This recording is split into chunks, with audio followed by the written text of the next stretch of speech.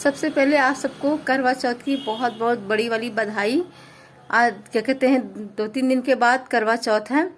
तो करवा चौथ कैसे मनाया जाता है इस सब के बारे में तो अधिकांश लोगों को पता होता है, लेकिन जिन्हें नहीं पता है उन्हें तो बताना ज़रूरी है। तो बहनों, मैं बताना चाहती हूँ कि ये व्रत सौभाग्यशाली स्त्रियों के लिए है जो अपने पति के लिए व्रत करती हैं। ये व्रत जो है बहुत पुराना है, प्राचीन काल से चला आ रहा है।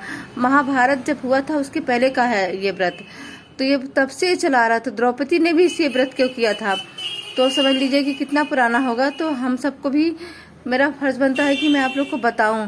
तो ये सभी सुहागिन स्त्रियों के लिए है, सौभाग्यशाली स्त्रियों के लिए है जो अपने पति की लंबी उम्र के लिए व्रत करती हैं।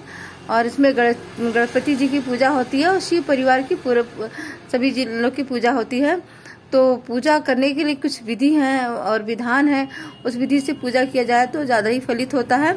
लेकिन ज़्यादा मन में ग्रजेस ना पालें, जिसके पास जितना है करें। भगवान आपके भाव को देखता है और आपकी श्रद्धा को देखता है, बाकी उनका आशीर्वाद तो आपके पास है ही। जिसके पास बहुत सारा है तो वो बहुत तरीके से करेंगे, बहुत ही अच्छे से करेंगे, बहुत खर्च करेंगे। लेकिन जिनके पास कम है वो भी बहुत अच्छे से पूजा कर सकती हैं, उन्हें कोई दिक्कत नहीं होगी। तो ये क्या कहते हैं कि उस दिन सभी महिलाएं, जो व्रत वाली महिलाएं जिन्हें करवा चौथ करना है, वो सारा दिन निर्जला व्रत रखती हैं, कुछ भी खाती पीती नहीं है। अगर कोई प्रॉब्लम है, बीमारी है, कुछ प्रॉब्लम है तो चाय वगैरह पी सकती हैं, थोड़ा पानी पी सकती हैं, नहीं तो निर्जला व्रत करने का विधान है।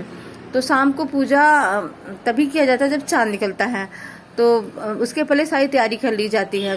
उस दिन 16 श्रृंगार करके महिलाएं रहें और कुछ श्रृंगार की सामान जो होता है, जैसे साड़ी है, चूड़ी है, बिंदी है, बिछिया है, आलता है, ये सब माता इनको चढ़ता है, करवा चौथ माता को चढ़ता ही चढ़ता है। तो आप उन्हें चढ़ा दें या फिर चढ़ा के बाद में पहने या फिर एक्स्ट्रा हो तो आप चढ़ा दें। तो इनको पूजा करने की कुछ विधि मैं उसे बताती हूँ। सबसे पहले आपको एक पटरे पे ये कपड़ा बिछा लेना है, कोई लाल कपड़ा, पीला कपड़ा, जो भी आपके पास हो बिछा लें। उस पर ये करवा चौथ का पूजा का ये फोटो मिलता है मार्केट से, लाके से लगा लें, नहीं तो चावल से दीवार पे भी बनाया जाता है। इसमें 7 नाइन होती हैं और 7 बहनें होती हैं, 7 भाई हैं। देखिए 7 भाई हैं और 1 बहन है, तो 1 बहन की, इसमें 7 भाई और बहन की पूजा का बहुत विधान है। तो सबसे पहले देखिए हम नीचे चावल रखें, उस पर कलश रखे हैं, इसमें चावल रखे और इस कलश के अंदर हम क्या रखे हैं मैं बताती हूँ। इसमें चूड़ा है, लाई है और मिठाई है। तो इसके ऊपर ये चावल रख कर के ये दिया जलाना है। तो मैं मिट्टी का भी करवा नहीं लेकर आई हूँ, तो उसकी जगह मैं पीतल का अपना बर्तन रखी हूँ। तो ये समझ लीजिए मिट्टी का करवा है। तो उसमें भी आप मिठाई वगैरह भर सकती हैं, या ना हो तो ड्राई फ्रूट भी रख सकती हैं। तो ये सफ़ेद मिठाई भी चढ़ाना बहुत ज़रूरी है, क्योंकि चांद को सफ़ेद मिठाई ही चढ़ाई जाती है। तो ये है, देखिए मैंने बनाया है सुपारी से गणपति जी। तो गणपति जी किसी मौली में बांध लेना है, सिंदूर रख लेना है, रोली रख लेना है। ये मैंने हल्दी से माता पार्वती को बनाया है। और एक दिया रख लेना है, ये अगरबत्ती, धूप बत्ती रख लेना है, और थोड़ा सा गंगा जल पानी में डाल के रख लेना है, और तो उनको छिड़काव करने के लिए, आचमन करने के लिए। तो ये सब जब पूजा आप ये करने लगे तब सबसे पहले आप दिया जला दीजिएगा, क्योंकि जब दिया जल जाता है तो आपकी पूजा का भगवान को पता चल जाता है कि आप पूजा करने स्टार्ट कर दिए, तो उन्हें सब कुछ मिल जाता है। क्योंकि अग्नि, हमारे यहाँ अग्नि की पूजा की जाती है। देखिए कुछ श्रृंगार का सामान है जो कि मैंने ले रखा है, बिंदी है, नेल पॉलिश है, ये है, चूड़ी है, महावर है और ये है। और मेहंदी मैं कहीं रख दी हूँ, रखी नहीं, लेकिन अभी ला कर रख दूंगी। तो देखिए यह है करवा चौथ का व्रत का कथा, इसमें सारा कथा लिखा हुआ है, तो आप इसको अच्छे से पढ़ लीजिएगा। इसमें कहानी लिखी है, इसमें 7 भाई और 1 बहन की कहानी है, जो कि इसमें करवा चौथ में बहुत ही महत्वपूर्ण होता है। उसे जरूर सुन लेना चाहिए, ना कोई सुनाने वाला हो तो खुद से पढ़ ले, तो बहुत ही आसान होता है। मैं इसको पढ़ के मैं आपको सुना दूंगी।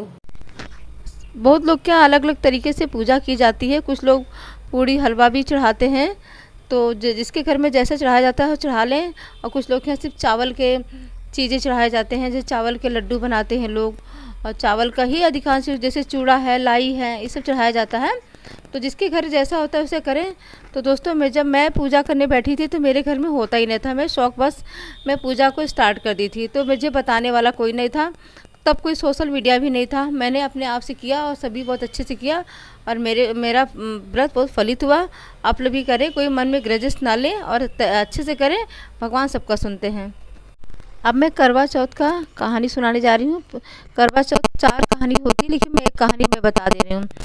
एक साहूकार था जिसके 7 बेटे और 1 बेटी थी। 7 भाई व बहन एक साथ बैठकर भोजन करते थे। एक दिन कार्तिक की चौथ का व्रत आया तो भाई बोला, बहन आओ भोजन करे। बहन बोली, आज करवा चौथ का व्रत है, चांद उगने पर ही खाऊंगी। तब भाइयों ने सोचा कि चांद उगने तक तो बहन भूखी रहेगी, तो एक भाई ने दिया जलाया, दूसरे भाई ने छलनी लेकर उसे ढका और नकली चांद दिखाकर बहन से कहने लगा, चल चांद उगाया है, अर्घ दे ले। बहन ने अपनी भाभियों से कहने लगी, चलो अर्घ दे दे। तो भाभियों ने कहा, बोली, तुम्हारा चांद उगा होगा, हमारा चांद तो रात को उगेगा। बहन ने जब अकेले ही अर्घ दे दिया और खाने लगी तो पहले ही गिलास में बाल आ गया, दूसरे गिलास में कंकड़ आया, तीसरे गिलास मुंह की ओर किया तो ससुराल से संदेशा आया कि उसका पति बहुत बीमार है, जल्दी भेजो। माँ ने तब लड़की को विदा किया, कहा कि रास्ते में जो भी मिले उसके पाँव लगना, जो कोई सुहाग का आशीर्वाद दे उसे उसके पल्ले में गांठ बना लगाकर उसे कुछ रुपए दे देना।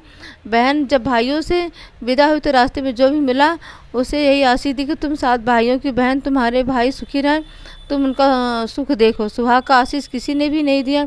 जब वह ससुराल पहुंची तो दरवाजे पर उसकी छोटी ननद खड़ी थी, उसके भी पाँव लगी। उसने कहा कि सुहागिन रहो, सपूती हो तो उसने यह सुनकर पल्ले में गांठ बांधी, ननद को सोने का सिक्का दिया। जब भीतर गई तो सास ने कहा, पति धरती पर पड़ा है, तो वह उसके पास जाकर उसकी सेवा करने के लिए बैठ गई। बाद में सास ने दासी के हाथ से बची खुची रोटी भेज दी। इस प्रकार से समय बीते बीते मृगशिर मार्गशीर्ष की चौथ आई तो चौथ माता बोली, करवा ले भाइयों की प्यारी करवा ले। लेकिन जब उसे चौथ माता नहीं दिखलाई दी तो वह बोली, माता आपने मुझे उजाड़ा तो आप ही मेरा उद्धार करोगी, आपको मेरा सुहाग देना ही पड़ेगा। तब उस चौथ माता ने बताया कि पौष की चौथ आएगी, वह मेरे से बड़ी होगी, उसे ही सब कहना, वही तुम्हारा सुहाग वापस देगी। पौष की चौथ आकर चली गई, माघ की चली गई, फागुन की चली गई, चैत बैसाख जेठ आषाढ़ सावन भादो सभी की चौथ आई, ये कहकर चली गई। आगे वाली को कहना, असौच की चौथ आई तो उसने बताया कि तुम कार्तिक की चौथ नाराज है, उसने तुम्हारा सुहाग लिया, वही वापस कर सकती है, वही आएगी तो पाँव पकड़कर विनती करना। वह बात बताकर चली गई। जब कार्तिक की चौथ आई तो वह गुस्से में बोली, भाइयों की प्यारी करवा ले, दिन में चांद उगानी करवा ले, व्रत खंडन करने वाली करवा ले, भूखी करवा ले। यह तो सुनकर वह चौथ माता को देखकर उनके पाँव पकड़कर गिड़गिड़ाने लगी कि हे चौथ माता, मेरा सुहाग तुम्हारे हाथों में, आप ही मुझे सुहागिन करो। तो माता बोली, पापिन हत्यारिन, मेरे पाँव पकड़ के क्यों बैठ रह गई। तब वह बोली, जो मुझसे जो भूल हुई हो क्षमा कर दो, अब भूल नहीं करूँगी।